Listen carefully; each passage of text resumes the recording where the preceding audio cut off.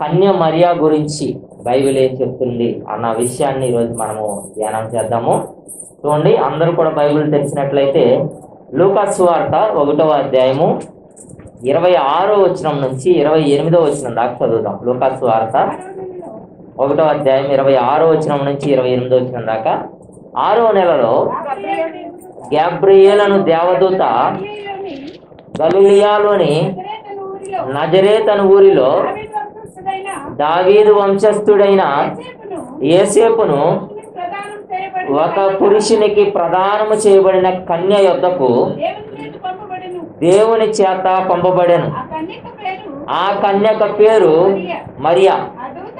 ఆ దూత లోపలికి వచ్చి ఆమెను చూచి, దయాప్రాప్తులారా, అదే నీకు శుభము, ప్రభువు నీకు తోడై ఉన్నాడని చెప్పాను. 6వ నెలలో గాబ్రియేలు అనే దేవదూత మరి తల్లి మరియా, ఎవరైతే యేసుక్రీస్తు ప్రభుల వారికి తల్లి అయిన మరియా వద్దకు వచ్చి ఆయన మాట్లాడుతున్న మాట ఏంటంటే 28వ వచనంలో చూస్తున్నాం. ఆ దూత లోపలికి వచ్చి ఆమెను చూచి, దయాప్రాప్తురాల నీకు శుభము, ప్రభు నీకు తోడై ఉన్నాడని చెప్పాను. ఏమంటూ ఉన్నాడంటే ఈ దూత, గాబ్రియేలు దూత ఆ యొక్క మరియా గారిని ఏమని సంబోధిస్తూ ఉన్నాడంటే దయా ప్రాప్తురాల అని చెప్పి సంబోధిస్తున్నట్లుగా మనము చూస్తున్నాం. దయని ఇంగ్లీష్లో ఏమంటాం మనందరం కూడా? గ్రేస్. దయని ఏమంటామండి? గ్రేస్ అని అంటాము. కానీ మనము ఈ యొక్క దయాప్రాప్తురాల అనే మాట ఇంగ్లీషు తర్జుమాలలో గనక మనం చూసినట్లయితే ఈ దయాప్రాప్తురాల అనే మాటను ఇంగ్లీష్ తర్జుమాలలో గనక మనం చూసినట్లయితే ఇంగ్లీష్లో ఏమని రాయబడిందంటే ఫేవర్డ్ వన్ అని రాయబడి ఉంది. ఏమనండి? ఫేవర్డ్ వన్ అని కొన్ని తర్జుమాల్లో రాయబడి ఉంది. మరికొన్ని తర్జుమాలలో హైలీ ఫేవర్డ్ వన్ అని రాయబడి ఉంది. ఎలా రాయబడి ఉంది చెప్పాలా? తెలుగులోనేమో దయాప్రాప్తురాల నీకు శుభము అని చెప్పి గాబ్రియేలు దేవదూత వచ్చి సంబోధిస్తున్నట్లుగా మనం చూస్తూ ఉన్నాం మరియా గారిని. ఈ దయాప్రాప్తురాల అనే మాట ఇంగ్లీష్ తర్జుమాలకు వెళ్ళేసరికి కొన్ని తర్జుమాలలో ఫేవర్డ్ ఉమెన్ అని రాయబడి ఉంది. మరికొన్ని తర్జుమాలలో హైలీ ఫేవర్డ్ ఉమెన్ అని చెప్పి రాయబడి ఉన్నట్లుగా మనము చూస్తూ ఉన్నాం. అంటే ఆ యొక్క ఫేవర్డ్ లేదా ఫేవర్ అనే మాటకు అర్థాన్ని కనుక మనం తెలుగులో చూసినట్లయితే అనుగ్రహమునకు పాత్రమవడం లేదా దయను పొందుకోవడము లేదా ఆదరించబడడం అని మనము గమనించవలసిన అవసరత ఉంది. ఈ ఫేవర్డ్ అనే మాటకు అర్థం ఏంటండి? ఏమండి? అనుగ్రహమునకు పాత్రం అవడము లేదా దయను పొందుకోవడము, ఆదరించబడడం అని మనం గమనించవలసిన అవసరత ఉంది. ఈ ఫేవర్డ్ అనే మాట ఇంగ్లీష్లో ఉంది కదా, తెలుగులో ఏమని ఉంది చెప్పాలా? తెలుగులో ఏమో దయాప్రాప్తురాల అని ఉంది. ఇంగ్లీష్లో ఫేవర్డ్ వన్, కొన్ని తర్జుమాల్లోనేమో హైలీ ఫేవర్డ్ వన్ రాయబడి ఉంది. కానీ గ్రీకులో ఏముందా అని మనం చూసినట్లయితే గ్రీకులో చారిటో అని రాయబడి ఉంది. ఈ యొక్క ఫేవర్డ్ అనే మాట దగ్గర చారిటో అని రాయబడి ఉంది. ఆ చారిటోకి అర్థం ఏంటని నేను చూసినప్పుడు సేమ్ మీనింగ్ గ్రేషియస్నెస్ లేదా గ్రేస్ అని మీనింగ్ వచ్చినట్లుగా నేను చూశాను. గ్రేషియస్నెస్ లేదా గ్రేస్. గ్రేస్ అంటే అర్థం ఏంటి? అటు ఇటు తిరిగి దయే. అంటే తెలుగు ట్రాన్స్లేషన్ అనేది చాలా చక్కగా కరెక్ట్గా చేయబడినట్లుగా నేను గమనించాను. కాబట్టి తెలుగులో చూసినట్లుగా గాబ్రియేలు అనే దేవదూత ఆ యొక్క మరియా యొద్దకు లోపలికి వచ్చి దయాప్రాప్తురాల నీకు శుభమని చెప్పినట్లుగా సంబోధించినట్లుగా మనము చూస్తున్నాం. అంటే మరియాని మనం గమనించవలసిన అవసరం ఏంటంటే మరియా గారు దయాప్రాప్తురాలు. ఆమె దయ పొందినదిగా, దేవుని చేత దయ పొందిన స్త్రీగా మనం గుర్తించవలసిన అవసరత ఉంది. మరియా దేవుని దృష్టికి దయాప్రాప్తురాలుగా కనబడింది. లోక రక్షకుడిని, ఈ యొక్క యేసుక్రీస్తుని ఈ లోకంలోనికి తీసుకురావడానికి మరియా అనుకూలంగా దేవునికి కనబడింది. అందుకే ఆమెను సెలెక్ట్ చేసుకుని దేవుడు యేసుక్రీస్తుని ఆమె ద్వారా ఈ లోకంలోనికి తీసుకొచ్చినట్లుగా మనము గమనిస్తున్నాం. ఇది మొదటిది. మనం రెండోదిగా గమనించినట్లయితే ఎట్ ఏ టైం మరియా దయ పొందుకొనిన స్త్రీ అయినప్పటికీ కూడా ఆమె కూడా పాపి అని మనం గమనించాలి. అదవుతుందండి. మరియ దయ పొందుకున్న స్త్రీ అయినప్పటికీ కూడా ఆమె కూడా పాపియే. ఎట్లా అంటే చూడండి, మనం గమనిస్తూ ఉన్నాము, ఇశ్రాయేలీలకు ఉన్నటువంటి ఒక ఆచారం ఏంటంటే, ఈరోజు అంటే మనకి యేసుక్రీస్తు వారు చేసిన ఆ ఒక్క బలి ద్వారా మనందరం కూడా రక్షణలోనికి వెళ్తా ఉన్నాం. కానీ పాత నిబంధనలో మరియా గారు ధర్మశాస్త్రము కింద ఉన్న మనిషి ఆవిడ. అర్థమవుతుందండి. ధర్మశాస్త్రాన్ని అనుసరించే స్త్రీ ఆవిడ. వీళ్ళకున్న కట్టుబడి ఏంటంటే, ఈ ధర్మశాస్త్రాన్ని అనుసరించే ప్రజలకు సంవత్సరానికి ఒకసారి యాజకుడు ఆ యొక్క దేవాలయంలో వీళ్ళందరి పాపముల కొరకు ఒక బలి నర్పించి ఆ రక్తాన్ని ప్రోక్షించేవాడు అనమాట, వీళ్ళందరి పాప ప్రాయశ్చిత్తము కొరకు. అయితే మరియా కూడా మరి ఆ యొక్క ధర్మశాస్త్రము కింద ఉంది కాబట్టి మరియా కొరకు కూడా ఆ యొక్క ఇశ్రాయేలీలో ఉన్న దేవాలయంలో ఉన్నటువంటి యాజకుడు, ప్రధాన యాజకుడు వీళ్ళందరి గురించి కూడా రక్త ప్రోక్షణ చేసి వీళ్ళ పాపాన్ని కడిగివేయడం కోసము ఆయన చేసేవాడు. ఆ విషయాన్ని మనం హెబ్రీలకు రాసిన పత్రిక 9వ అధ్యాయము 7వ వచనంలో చదువుతూ ఉన్నాం. హెబ్రీలకు రాసిన పత్రిక 9వ అధ్యాయం 7వ వచనం. సంవత్సరమునకు ఒక్కసారి మాత్రమే ప్రధాన యాజకుడు అక్కడే రక్తము చేత పట్టుకొని రెండవ గుడారంలోనికి ప్రవేశించును. ఆ రక్తము తన కొరకును ప్రజల ఆజ్ఞానుకృతముల కొరకును అతడు అర్పించును. ఏంటంట, ప్రధాన యాజకుడు అతని కొరకును ప్రజల ఏదైతే ఆజ్ఞను అతిక్రమించారో ఆజ్ఞ అతిక్రముల కొరకును ఈయన ఏం చేసేవాడంట, వెళ్ళి చెప్పాలా, బలి అర్పించేవాడు. తర్వాత ప్రసంగి గ్రంథము 7వ అధ్యాయం 20వ వచనం తొందరగా. తర్వాత రోమా 3:23 ఒకళ్ళు తీయండి. ప్రసంగి 7:20, రోమా 3:23 ఒకళ్ళు తీయండి. ప్రసంగి 7:20. పాపము చేయక మేలు చేయుచుండు నీతిమంతుడు భూమి మీద ఒక్కడైనను. భూమి మీద ఒక్కళ్ళు కూడా ఎవరు లేరంట, చెప్పాలా, నీతిమంతుడు లేడు, అందరూ కూడా పాపము. ఈ పాయింట్ ఆఫ్ వ్యూలో చూస్తే మరియా కూడా ఏమవ్వాలా, చెప్పాలా, పాపి అని గుర్తుంచుకోవాలా. రోమిలకు రాసిన పత్రిక 3:23. ఏ భేదమును లేదు, అందరూ పాపము చేసి దేవుడు అనుగ్రహించు మహిమను పొందలేక. ఏ భేదము లేదంట, అందరూ పాపము చేసి, ఎవ్రీవన్, అందరూ కూడా పాపం చేసిన వారే. ఈ పాయింట్ ఆఫ్ వ్యూలో చూస్తే మనము ఈ ధర్మశాస్త్ర ప్రకారం కూడా చూస్తే ఆ ఇశ్రాయేలులకు ఉన్న కట్టడి ఏంటంటే, ఈ మరియా కానివ్వండి, మరియా యూదురాలు కదా, ఈ యూదుల కొరకు 12 గోత్రకర్తలకు గురించి వాళ్ళందరి గురించి కూడా ప్రధాన యాజకుడు ప్రతి సంవత్సరానికి ఒకసారి బలి అర్పించవలసిన అవసరత ఉంది. అయితే మరియా దేవుని దృష్టిలో దయాప్రాప్తురాలు అయినప్పటికీ కూడా ఆమె కూడా పాపి అని మనము గుర్తుంచుకోవాలి. మరి ఇక్కడ మనం గమనించినట్లయితే మరియా ద్వారే కదా యేసుక్రీస్తు ప్రభుల వారు పుట్టింది. మరి ఒక పాపికి పుట్టినప్పుడు యేసుక్రీస్తు ప్రభుల వారు ఏమవ్వాలా, చెప్పాలా, కానీ పాపి అవ్వడాయన. ఎందుకో తెలుసా, ఇక్కడ చూడండి ఒక చిన్న మేనరు. మనము గమనిస్తే భార్యాభర్తల సంబంధంలో వారి యొక్క కలయిక ద్వారా పుట్టినట్లయితే ప్రతి మనిషి కూడా ఈ లోకంలో పాపే. కానీ యేసుక్రీస్తు యొక్క జననం ఆ విధంగా లేదు. యేసుక్రీస్తు యొక్క జననం అంతా కూడా ప్రత్యేకముగా ఉంది. ఒక దేవుడు ఈ లోకంలోనికి రావడానికి ఒక కన్యను సెలెక్ట్ చేసుకున్నాడు. ఆమె అంటా ఉంది, ఆ యొక్క దూత వచ్చి చెప్పినప్పుడు, నేను పురుషుని ఎరగని దానినే.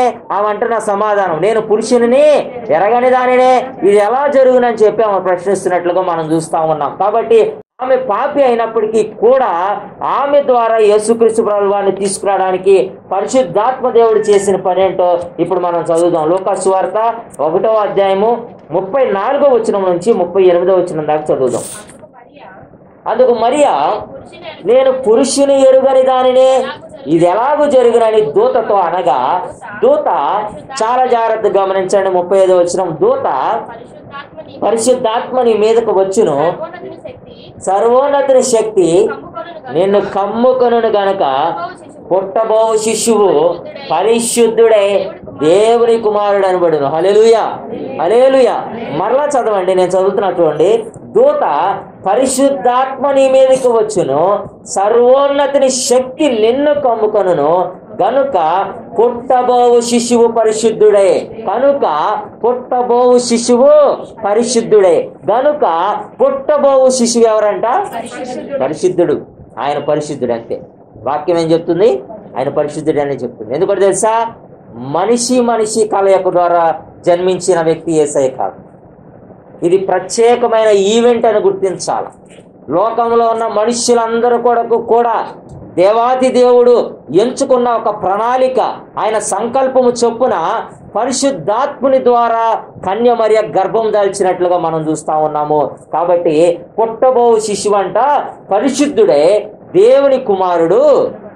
మరియా పాపి అయినప్పటికీ కూడా మరియా గర్భంలో ఉన్న యేసుక్రీస్తు ప్రభుల వారిని పరిశుద్ధాత్మ దేవుడు ప్రొటెక్ట్ చేశాడని మనం గమనించాలి. మరియా పాపము యేసుక్రీస్తు ప్రభుల వారికి రాకుండా మరియా గర్భంలో ఉన్నటువంటి యేసుక్రీస్తుని పరిశుద్ధాత్మ దేవుడు ప్రొటెక్ట్ చేశాడని మనం గమనించాలి. అందుకే యేసుక్రీస్తు ప్రభుల వారంట ఆ శిశువు, పుట్టబో శిశువు పరిశుద్ధుడే, దేవుని కుమారుడు. ఒకవేళ మీరు గమనించండి, ఒక గుడ్డివాడు, బైబిల్లోనే ఉంది, యేసయ్య చెప్తాడు, ఒక గుడ్డివాడు మరొక గుడ్డివాడికి ఏం చూపించలేడు, ఒక పాపి మరి ఒక పాపిని విడిపించలేడు. జాగ్రత్తగా ఆలోచించాలి. ఒక పాపి ఇంకొక పాపిని విడిపించలేడు. ఈయన పరిశుద్ధుడు కాబట్టే పాపుల స్థానంలో ఆయన మరణించి మనందరిని విడిపించాడు. మీకు అర్థమవుతుందండి? ఆయన యొక్క రక్తము పరిశుద్ధమైనదంట. హెబ్రీయులకు రాసిన పత్రికలో ఉండిద్ది. 6వ వచనం చదవండి ఒకసారి. పవిత్రుడును, నిర్దోషియు, నిష్కల్మషుడును, పాపులలో చేరక ప్రత్యేకముగా ఉన్నవాడును. చాలు. కాబట్టి మీరు గమనించండి, ఒక పాపి మరి ఒక పాపిని ఏం చేయలేడు, పాపము నుంచి బయటికి తీసుకురాలేడు. ఒక పరిశుద్ధుడే ఒక పాపిని రక్షించగలడు. ఒక పరిశుద్ధమైన రక్తము మాత్రమే పాపి యొక్క పాపాలని కడగగలదు. అర్థమవుతుందండి? అయితే కన్య మరియకు పుట్టినటువంటి యేసుక్రీస్తు పరిశుద్ధుడే ఈ లోకంలోనికి ఆయన వచ్చాడు. జన్మ పాపము లేకుండా ఈ లోకంలో పుట్టిన ఒకే ఒక్క వ్యక్తి ఎవరంటే అది యేసుక్రీస్తు మాత్రమే. ప్రతి ఒక్కరం కూడా, మనందరము కూడా జన్మ పాపంతో పుట్టిన వాళ్ళమే. తల్లిదండ్రుల యొక్క ఆ యొక్క జన్మ పాపము ద్వారా ఆదాము చేసిన అతిక్రమం అందరికీ కూడా వచ్చింది. మనం చేయకపోయినా సరే మనందరి మీదకి వచ్చింది. కానీ యేసుక్రీస్తు ప్రభుల వారు మాత్రమే జన్మ పాపము లేకుండా ఆయన ఈ లోకంలోనికి వచ్చినట్లుగా మనము గమనిస్తూ ఉన్నాం. కాబట్టి పరిశుద్ధాత్మ దేవుడు మరియా గర్భంలో ఉన్నటువంటి యేసుక్రీస్తుని మరియా పాపం ఈయనకి తగలకుండా ఆయన్ను ప్రొటెక్ట్ చేసినట్లుగా మనం గమనించవలసిన అవసరత ఉంది. అందుకే వాక్యం స్పష్టంగా తెలియపరుస్తూ ఉంది, పుట్టబో శిశువు పరిశుద్ధుడై దేవుని కుమారుడు అనబడును. 36వ వచనం నుంచి. మరియు నీ బంధువురాలు ఎలిజబెత్ కూడా తన వృద్ధాప్యమందు ఒక కుమారుని గర్భము ధరించి ఉన్నది. గొడ్రాలనబడిన ఆమెకు ఇది 6వ మాసము. దేవుడు చెప్పిన ఏ మాట అయినను నిరర్ధకము కానేరదని ఆమెతో చెప్పాను. అందుకు మరియా, ఇదిగో ప్రభు దాసురాలను, నీ మాట చొప్పున నాకు జరుగునుగాక నేను. అంతట దూత ఆమె యొద్ద నుండి వెళ్ళిపోయాను అని మనం గమనిస్తూ ఉన్నాము. అయితే మరియా ఎప్పటికీ కూడా కన్యగా ఉండిపోలేదు. ఇది కూడా గమనించాలి. మరియా ఎప్పటికీ కూడా అట్లా కన్యగానే ఉండిపోలేదు. యేసుక్రీస్తు ప్రభుల వారిని కన్య అంతవరకు కూడా యేసేపు ఆమెని ఎరగలేదు. మనకు రాయబడి ఉంది, ఆ మాట చదవండి. మత్తయి సువార్త 1వ అధ్యాయం 25వ వచనం. మత్తయి సువార్త 1వ అధ్యాయం 25వ వచనం. ఆమె కుమారుని కను వరకు ఆమెను ఎరుగకుండెను. అతడు ఆ కుమారునికి యేసు అని పేరు. యేసయ్యకు జన్మనిచ్చేంత వరకు కూడా మరియని యేసేపు గారు ఫిజికల్గా ఎరగలేదు. తరువాత మరియా మరికొంతమందికి కూడా జన్మనిచ్చింది. గమనించాలి. తర్వాత మరియా మరికొంతమందికి కూడా జన్మనిచ్చింది. యేసు ప్రభుల వారికి చెల్లెళ్ళు ఉన్నారు, తమ్ముళ్ళు కూడా ఉన్నారు. ఆ విషయాన్ని కూడా మనం చదువుదాము. మత్తయి సువార్త 13వ అధ్యాయము 55, 56. మత్తయి సువార్త 13వ అధ్యాయము 55, 56 వచనాలు. మత్తయి సువార్త 13వ అధ్యాయం 55, 56 వచనాలు. ఇతడు వడ్లవాని కుమారుడు కాడా?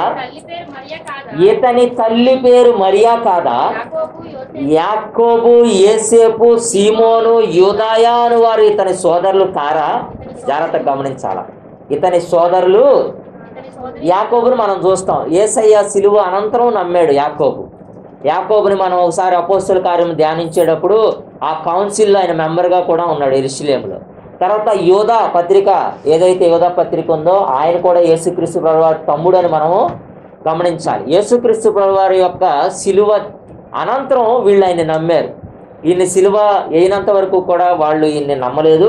అయితే యాకోబు, యేసేపు, సీమోను, యూదాయ అనువారు ఇతని సోదరులు కారా?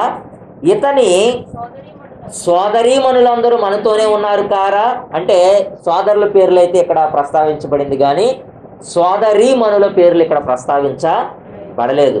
ఇతని సోదరీమణులందరూ మనతోనే ఉన్నారు కారా?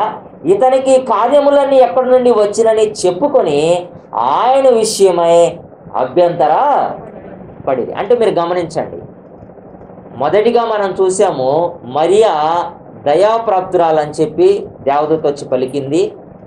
దేవుని చేత దయ పొందిన స్త్రీగా మనం చూసాము. ఎట్ ఏ టైము మరియా పాపి అని కూడా మనం చూసాము. మరియా గర్భం ద్వారా పుట్టినటువంటి యేసుక్రీస్తు పరిశుద్ధుడని మనం చూస్తూ వచ్చాము. మరియా యేసుక్రీస్తుకు జన్మనిచ్చిన తర్వాత ఆమె అట్లా ఉండిపోలేదు, కానీ ఆమె మరికొంతమందికి యేసేపు ద్వారా జన్మనిచ్చినట్లుగా, సోదరులను కన్నట్లుగా, యేసుక్రీస్తుకి తమ్ముళ్ళను చెల్లెలను కన్నట్లుగా వాక్యమే మనకు స్పష్టంగా చెప్తూ ఉంది. అయితే ఒకరోజు యేసుక్రీస్తు ప్రభువు వారు జనములలో నిలబడి, ఒక పబ్లిక్ అంటే ఒక కమ్యూనిటీలో నిలబడి ఆయన బోధిస్తున్నప్పుడు ఒక స్త్రీ కేకలు వేస్తూ ఇలా అంటుంది. చదవండి, లూకా సువార్త 11వ అధ్యాయము 27-28 వచనాలు. లూకా సువార్త 11వ అధ్యాయము 27-28 వచనాలు. ఆయన ఈ మాటలు చెప్పుచుండగా ఆ సమూహములోనున్న ఒక స్త్రీ ఆయనను చూచి, నిన్ను మోసిన గర్భమును నీవు కుడిచిన స్తనములను ధన్యములై ఉన్నవని కేకలు వేసి చెప్పగా ఆయన, అవును గాని దేవుని వాక్యము విని దానిని గైకొని వారు మరి ధన్యులని చెప్పాను. చూడండి, యేసుక్రీస్తు ప్రభువు వారు ఒక చోట నిలబడి సమాజంలో ఆయన వాక్యాన్ని బోధిస్తూ ఉన్నప్పుడు ఒక స్త్రీ స్పీకింగ్ లౌడ్లీ అని ఇంగ్లీష్లో ఉంది. ఆమె లౌడ్ వాయిస్తో మాట్లాడుతూ మొదలుపెట్టిందంట ఒక స్త్రీ ఆ గుంపులో. ఆమె ఏమందంటే, ఆ స్త్రీ ఏమందంటే, ఆయనను చూచి నిన్ను మోసిన గర్భమును నీవు కుడిచిన స్తనములను ధన్యములై ఉన్నవని కేకలు వేసి చెప్పగా, ఆమె ఏముందంటే నిన్ను మోసిన మరియా గర్భమును నీవు కుడిచిన స్తనములను ధన్యములై ఉన్నాయని అందంట. ఇక్కడ ధన్యములు అనే మాట ఉంది కదా, ఇది ఇంగ్లీష్లో చూస్తే బ్లెస్డ్ అని రాయబడి ఉంది. ఏమనని? బ్లెస్డ్. బ్లెస్డ్ అంటే ఆశీర్వదించబడిన అని అర్థము. అంటే నిన్ను మోసిన గర్భము ఆశీర్వదించబడినది, ఆ మీనింగ్ వస్తూ ఉంది. ఆ స్త్రీ అట్లా అన్నప్పుడు యేసుక్రీస్తు ప్రభువు వారు ఇస్తున్న రిప్లై ఏంటంటే, ఆయన అవును గాని దేవుని వాక్యము విని దానిని గైకొని వారు మరి ధన్యులని. ఆయన ఏమంటున్నాడంటే అవును గాని అంటున్నాడు. అంటే ఆ స్త్రీ అన్న దాన్ని నేనేం చేస్తున్నాడు? యాక్సెప్ట్ చేస్తున్నాడు. అంటే ఆమె అంది, నిన్ను మోచిన గర్భమును నీవు కుడిచిన స్తనములను ధన్యములై ఉన్నవి అని అనగానే అవును గాని అని అంటున్నాడు. అంటే మరియా ఏమని ఒప్పుకుంటున్నాడు? ఈయన ధన్యురాలని. దేవదూత వచ్చి ఏమందంటే దయాప్రాప్తురాలా అని సంబోధించింది. ఒక స్త్రీ సమాజంలో నిలబడి నీవు మోచిన గర్భము ధన్యములై ఉన్నది, నువ్వు కుడిచిన స్థనములు ధన్యములై ఉన్నవి అన్నప్పుడు ఈయన అవును గాని వాక్యమును గైకొని వారు మరి ధన్యులు అన్నాడు. కానీ కాదు గాని అని అనలేదు కదా. ఆయన ఏమన్నాడు? అవును గాని అన్నాడు. అంటే ఈయన కూడా ఏం చేస్తున్నాడంటే యేసుక్రీస్తు వారు మరియా ధన్యురాలని యాక్సెప్ట్ చేస్తున్నట్లుగా మనం గమనించవలసిన అవసరత ఉంది. హల్లెలూయా, హల్లెలూయా. అంత మాత్రమే కాదు, మరియా దేవుని కృపను కూడా పొందుకున్నట్లుగా మనం చూస్తా ఉన్నాం. హల్లెలూయా. లూకా సువార్త 1వ అధ్యాయము 26వ వచనం నుంచి 30 దాకా. లూకా సువార్త 1వ అధ్యాయము 26వ వచనం నుంచి 30వ వచనం దాకా చదివినట్లయితే, 6వ నెలలో గాబ్రియేలను దేవదూత గలిలయలోని నజరేతు అనే ఊరిలో దావీదు వంశస్థుడైన యేసేపు అనే ఒక పురుషునికి ప్రదానము చేయబడిన కన్య యొద్దకు దేవుని చేత పంపబడింది. ఆ కన్యక పేరు మరియా. ఆ దూత లోపలికి వచ్చి ఆమెను చూచి, దయాప్రాప్తురాలా, నీకు శుభము, ప్రభువు నీకు తోడై ఉన్నాడని చెప్పాను. ఆమె ఆ మాటకు బహుగా తొందరపడి ఈ శుభవచనం ఏమిటో అని ఆలోచించుకొనుచుండగా దూత, మరియా భయపడకుము, దేవుని వలన నీవు కృప పొందితివి. హల్లెలూయా. మరియా ధన్యురాలు మాత్రమే కాదు, మరియా దేవుని చేత కృప కూడా పొందుకుంది. గమనించాలి. నేను గమనించాను, ఇంగ్లీష్లో ఏముంది కృప పొందితివి అన్నదని చూస్తే ఇంగ్లీష్లోకి వెళ్ళేసరికి కూడా దయకి ఇందాక దయాప్రాప్తురాలు అయితే ఇంగ్లీష్లో ఏమని ఫేవర్డ్ వన్ అని రాయబడింది కదా. సేమ్ మేనర్ ఇక్కడ కూడా వచ్చేసరికి ఫేవర్ విత్ గాడ్ అని రాయబడింది. ఈ కృప పొందితివి కూడా ఏమనుందంటే ఫేవర్ అని ఇంగ్లీష్లో తర్జుమాల్లో రకరకాల తర్జుమాల్లో రాయబడింది. గ్రీకులో ఏముందని చూద్దామని వెళ్ళా. గ్రీకులోకి వెళ్ళినప్పుడు ఇందాక దయాప్రాప్తురాలు అనే మాట ఇంగ్లీష్లో ఫేవర్డ్ అని ఉంటే గ్రీకులో చారిటో అని రాయబడి ఉంది. ఇక్కడ ఫేవర్ అని ఉంటే ఇక్కడ ఇంగ్లీష్లో అదే కృప పొందితివి అని తెలుగులో ఉంటే ఇంగ్లీష్లో ఫేవర్ అని ఉంది. గ్రీకులోకి వెళ్ళేసరికి చారిస్ అని రాయబడి ఉంది. ఏమని ఉంది? అక్కడేమో చారిటో అని ఉంది, ఇక్కడేమో చారిస్ అని గ్రీక్లో ఉంది. చారిటోకి చారిస్కి ఒకటే అర్థం వచ్చింది, గ్రేషియస్నెస్, గ్రేస్. అంటే ఈ కృపకి దయకి కామన్గా వాడే పదం ఏంటంటే గ్రేస్. కృపకి దయకి తెలుగులో ఉన్న కృప దయ వేరువేరుగా ఉన్నాయి, కానీ ఇంగ్లీష్లో కామన్గా వాడే మాట ఏంటంటే గ్రేస్ అని మనం గమనించాలి. కానీ తెలుగులో చూస్తూ ఉన్నాము దేవుని వలన నీవు కృప పొందితివి. మరియా దయాప్రాప్తురాలు మాత్రమే కాదు, మరియా యొక్క గర్భం ఇందాక మనం చూసాం కదా, ధన్యములై ఉన్నవి అని ఆవిడ ఉంది. ఇంగ్లీష్లో చూస్తే బ్లెస్డ్ అని రాయబడి ఉంది, అంటే ఆశీర్వదించబడింది మరియా అని రాయబడి ఉంది.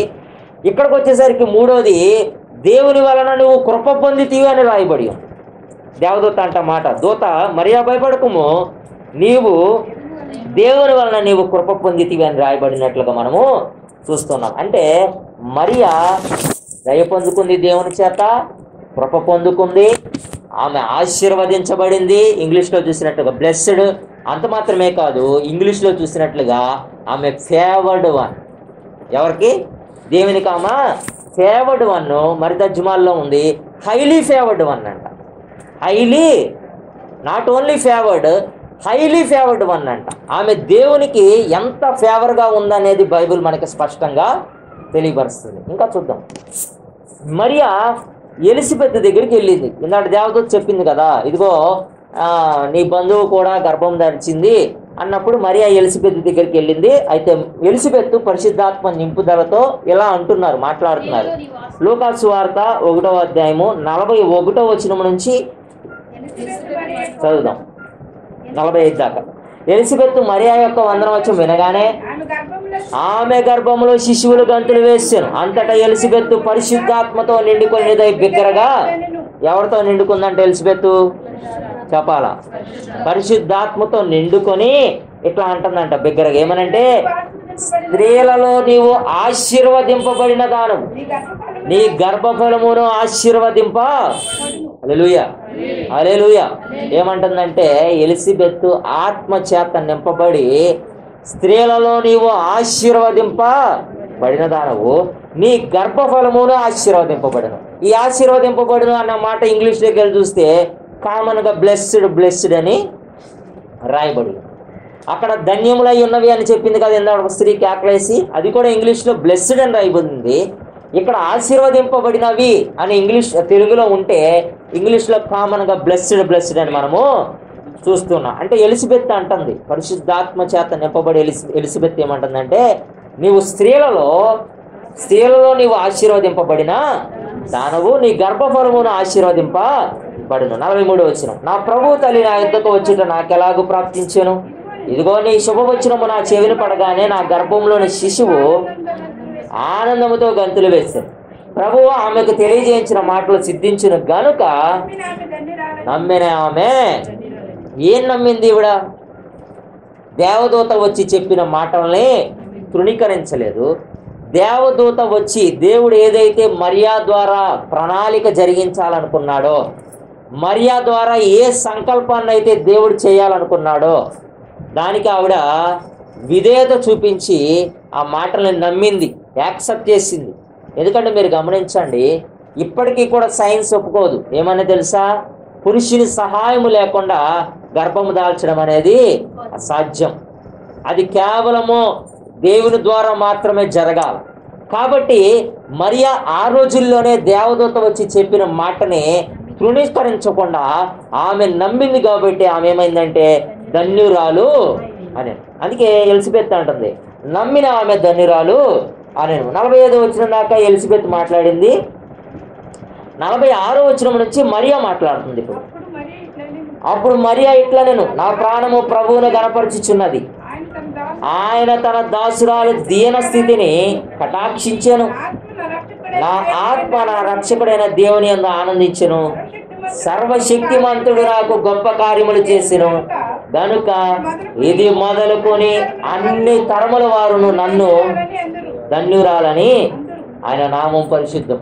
మరియా అంటుంది ఇది మొదలుకొని అన్ని తరముల వారు, ఆల్ జనరేషన్స్ కూడా ఏమని పిలుస్తారంట, ధన్యురాలని పిలుస్తారంట. ఇప్పుడు చెప్పండి మరియా ధన్యురాలు. మరి ఎవరండి ధన్యురాలు? ఇంగ్లీష్లో చూస్తూ ఉంటాము. ఇక 47వ వచనంలో తన దాసురాలి దీన స్థితిని కటాక్షించిన ఉంది కదా, 47వ వచనంలో మరియా అంటుంది కదా, ఆయన తన దాసురాలి దీన స్థితిని కటాక్షించిన అనే మాట ఇంగ్లీష్లోకి వెళ్తే humble estate of his servant అని కొన్ని తర్జుమాల్లో ఉంది. కొన్ని తర్జుమాల్లో humble condition of his slave అని రాయబడి ఉంది. తన దాసురాలి, తన బానిస యొక్క, దేవుని యొక్క బానిస, దేవుని యొక్క దాసురాలి యొక్క దీన స్థితిని అంట ఆయన చూశాడంట. ఇంకా ఉంది కేజీవీలో ఏముందంటే లో estate of his hand maiden అని రాయబడి ఉంది. ఆయన చేసిన పాత్రనే ఆయన చూశాడు, అంటే ఆయన దృష్టి ఉంచాడంట దేవుడు అని రాయబడి ఉంది కొన్ని తర్జుమాల్లో. కొన్ని తర్జుమాల్లో lowly state of his maid servant, ఆయన చేసిన సర్వెంట్ని, ఆయన చేసిన దాసురాలని ఆయన ఏం చేశాడంట, కటాక్షించాడంట. దేవుడు ఆయన చేసిన, ఆయన హ్యాండ్ మేడ్, ఆయన చేతులతో చేసినటువంటి పాత్రని ఆయన దృష్టించాడు, ఆయన చేసిన తన దాసురాలని ఆయన దృష్టించాడు అన్నట్లుగా రాయబడింది. ఇంకొక ఎన్ఎస్బి తర్జుమాలో అయితే the humble state of his bond slave అని రాయబడి ఉంది. ఏమండి, బాండ్ స్లేవ్ అని రాయబడినట్టు చూస్తున్నాం. అంటే మరియా తన యొక్క జీవితంలో తన యొక్క దీన స్థితిని కూడా ఇక్కడ మనం గమనించవచ్చు. ఏమంటుందంటే తన దాసురాలి దీన స్థితిని ఆయన కటాక్షించాడు. అంటే మరియా భూమి మీద ఉన్నప్పుడు ధర్మశాస్త్రానుసారంగా ఖచ్చితంగా బ్రతికిన స్త్రీ అయి ఉండాలి, అంతే కదా. ఒక దేవుడు ఫేవర్గా మారాడంట. ఇంగ్లీష్లో మనం చూసాం, తెలుగులో ఏముందంటే దయాప్రాప్తురాలా అని రాయబడి ఉంటే ఇంగ్లీష్లోకి వెళ్ళేసరికి కొన్ని తర్జుమాల్లో ఫేవర్డ్ వన్ అని రాయబడి ఉంటే మరికొన్ని తర్జుమాలలో హైలీ ఫేవర్డ్ వన్ అని రాయబడి ఉంది. అంటే దేవాది దేవుడికి ఒక స్త్రీ హైలీ ఫేవర్డ్ ఉమెన్గా మారిందంటే ఆమె యొక్క బ్రతుకు భూమి మీద ఎలా ఉందో మనం అర్థం చేసుకోవాల్సిన అవసరత ఉంది. కాబట్టి ఆమె చాలా వినయకరమైన, చాలా దీన స్థితిలో ఆమె బ్రతికింది. అంటే దీనకరమైన, తగ్గింపుకరమైన జీవితాన్ని ఆమె జీవించినట్లుగా మనము చూస్తున్నాం. అందుకే మరియా అంటుంది తన దాసురాలి దీన స్థితిని ఆయన ఏం చేశాడు, కటాక్షించాడు అని అంటుంది. అంటే ఆమె భూమి మీద ఉన్నప్పుడు ఎంత తగ్గింపు జీవితాన్ని కలిగి ఉందో, ఎంత వినయకరమైన భయభక్తులతో కూడిన జీవితాన్ని జీవించుంటే దేవుడు ఆమెకి ఫేవర్గా మారుతూ ఉంటాడు. ఆలోచించండి, అవునా కదా. ఎలిజబెత్ కూడా అంటుంది పరిశుద్ధాత్మ చేత నింపబడి నీవు ఆశీర్వదింపబడిన దానం, నీవు ధన్యురాలు. మరియా అంటుంది అన్ని తరముల వారు నన్ను ఏమని పిలుస్తారు. ఆ జన్మల్లో ఉన్న ఆ స్త్రీ యేసయ్య బోధిస్తున్నప్పుడు అంటుంది నువ్వు మోసిన గర్భమును నీవు కుడిచిన స్తనములను ధన్యములై ఉన్నవి. దూత కూడా అంటుంది ఆ యొక్క గాబ్రియేలు దూత, మెయిన్ దూత, దేవుని పక్కన ఉండే దూత వచ్చి లోపలికి వచ్చి అంటుంది దయాప్రాప్తురాలా అని చెప్పి సంబోధిస్తున్నట్లుగా మనము గమనిస్తూ ఉన్నాం. అంత మాత్రమే కాదు, మరియా దూత చెప్పిన దేవుని మాటలను కూడా నమ్మింది. ఇందాక మనం చూసాం, అవునా కదా. ఆయన దూత వచ్చి ఇలా జరిగిస్తాడు దేవుడు అని చెప్పినప్పుడు ఆయన యొక్క ప్రణాళికలకి 38వ వచనం చదవండి. లూకాసు వార్త 1:38 వచనం. అందుకు మరియా ఇదిగో ప్రభు దాసురాలను నీ మాట చొప్పున నాకు జరుగునుగాక అని. అంటే మరియా యాక్సెప్ట్ చేసింది. ఏదైతే దూత వచ్చి చెప్పారో ఆ మాటను మరియా ఏం చేసిందంటే యాక్సెప్ట్ చేసినట్లుగా మనము చూస్తున్నాం. తర్వాత మనం గమనించినట్లయితే యేసుక్రీస్తు ప్రభువు వారు తర్వాత పుట్టారు. మరియా గర్భం నుంచి ఆయన పుట్టినట్లుగా మనం చూస్తూ ఉన్నాము. ఆయన పుట్టంగానే దేవదూతలు ఆ దగ్గరలో ఉన్న గొర్రెల కాపరులకు ఈ విషయాన్ని వెళ్ళి చెప్పినట్లుగా మనము లూకాసు వార్త 2వ అధ్యాయము 6వ వచనం నుంచి చూస్తూ ఉన్నాం. లూకాసు వార్త 2వ అధ్యాయం 6వ వచనం. వారు అక్కడ ఉన్నప్పుడు ఆమె ప్రసవ దినములు నిండాను గనక తన తొలిచూలు కుమారుని కని పొత్తిగుడ్డలతో చుట్టి సత్రములో వారికి స్థలము లేనందున ఆయనను పశువుల తొట్టిలో పరుండబెట్టాను. ఆ దేశంలో కొందరు గొర్రెల కాపరులు పొలములో ఉండి ప్రభు దూత వారి యొద్దకు వచ్చి నిలిచారు. ప్రభు మహిమ వారి చుట్టూ ప్రకాశించినందున వారు మిక్కిలి భయపడి, అయితే ఆ దూత నేను మీకు తెలియజేస్తున్నాను, దావీదు పట్టణమందు నేడు రక్షకుడు మీ కొరకు పుట్టి ఉన్నాడు, ప్రభు అయిన క్రీస్తు.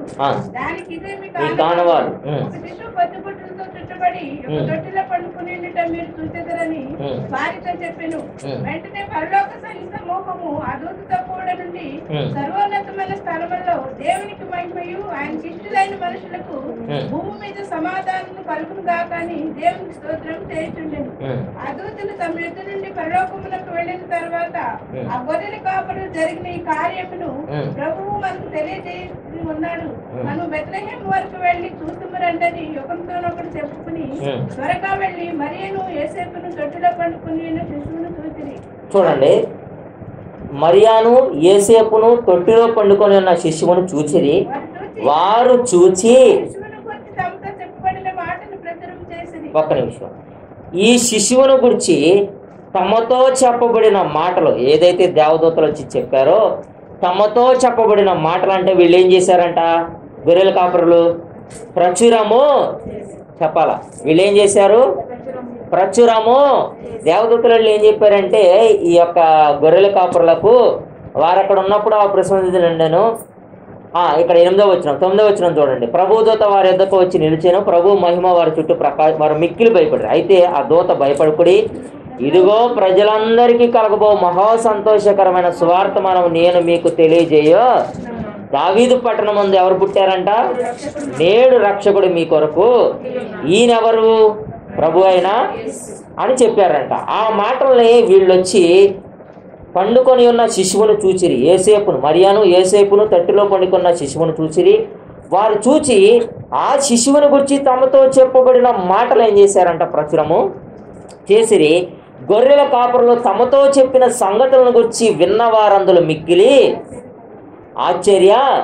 19వ వచనం చూడండి. ఇప్పుడు లూకాసు వారు కాదు మరియా గొర్రెల కాపరులు వచ్చి చెప్పిన మాటలు అన్నీ కూడా తన హృదయంలో. లూకాసు వార్త 2వ అధ్యాయం 19వ వచనం. అయితే మరియా ఆ మాటలన్నీ తన హృదయంలో తలపోసుకొనుచు ఏం చేసిందంట? ఏదైతే గొర్రెల కాపరులు వచ్చి దేవదూతలు వాళ్ళకి చెప్పిన మాటలన్నీ వీళ్ళు ఇక్కడ ప్రచురం చేశారో వాటినన్నిటిని మరియా ఏం చేసిందంట? తన హృదయంలో చెప్పాలా? తన హృదయంలో తలపోసుకొనుచు భద్రము చేసుకుంది. ఎందుకో తెలుసా? దేవదూత వచ్చి చెప్పింది, ఇదిగో నువ్వు పరిశుద్ధాత్మ దేవుని ద్వారా నువ్వు గర్భం దాలుస్తావు అని చెప్పి. అయితే ఆమె అప్పుడు కూడా మనసులో ఆలోచించుకుంటుంది ఎలా జరిగిద్దని. యాక్సెప్ట్ చేసింది. తర్వాత యేసుక్రీస్తు ప్రభువు వారు పుట్టిన తర్వాత ఈ దూతలు గొర్రెల కాపులను పంపిస్తే వాళ్ళు వచ్చి దూతలు చెప్పిన మాటలన్నీ అక్కడ ప్రచురం చేస్తూ ఉంటే అవి విన్న మరియా అంట ఆ మాటలన్నీ తన హృదయంలో ఏం చేస్తుందంట? తలపోసుకొని భద్రం చేసుకున్నట్లుగా మనము చూస్తున్నాం. ఇక్కడ శిశువుగా పుట్టిన తొట్టిలో పండుకొని ఉన్న యేసుక్రీస్తుని మనం చూస్తూ ఉన్నాం. నెక్స్ట్ ఆయన 8వ రోజునే కనబడతాడు మళ్ళా మనకి. 8th డే రోజున వీళ్ళకున్న ఆచారం ధర్మశాస్త్ర ప్రకారం, మోషే ధర్మశాస్త్ర ప్రకారం ఏం చేయాలంటే ప్రతిష్ఠ చేయాలి మగబిడ్డని. లూకాసు వార్త 22, 34, 35 చూడండి. 34, 35 అక్కడికి వచ్చారు వీళ్ళు, దేవాలయానికి వచ్చారు. అక్కడికి వచ్చినప్పుడు 34వ వచనం లూకాసు వార్త 2వ అధ్యాయం 34, 35 సుమయోను వారిని దీవించి, ఇదిగో అనేక హృదయాలోచన భయపడినట్లు ఇశ్రాయేలులో అనేకులు పడుటకును తిరిగి లేచుటకును వివాదాస్పదమైన గుర్తుగా ఈయన నియమింపబడి ఉన్నాడు. మరియు నీ హృదయంలోనికి ఒక ఖడ్గము దూసుకుపోనని ఆయన తల్లి అయిన మరియాతో ఆయన గురించి చెప్పిన మాటలన్నీ ఆయన శిష్యుగా ఉన్నప్పుడు ఏమేం చేసిందంటే హృదయంలో అట్లన్నింటిలో కూడా తలపోసుకుని ఏం చేసిందంటే భద్రము అంటే ఆయన గురించి చెప్పిన మాటలన్నీ కూడా ఫీడ్ చేసుకుంటుంది ఆవిడ, ప్రింట్ వేసుకుంటుంది, మదిలో గుర్తుపెట్టుకుంటుంది, జ్ఞాపకం ఉంచుకుంటుంది. ఇక్కడ సిమియోను అన్నాడు, నీ హృదయంలోనికి ఒక ఖడ్గము దూసుకుపోనని ఆయన చెప్పాడు ఎత్తుకొని. తర్వాత యేసుక్రీస్తు ప్రభువారు 8వ రోజు తర్వాత డైరెక్ట్ 12 సంవత్సరాలకే కనబడ్డాడు మళ్ళీ మనకు బైబిల్లో. ఎక్కడంటే 49వ వచనం నుంచి 52.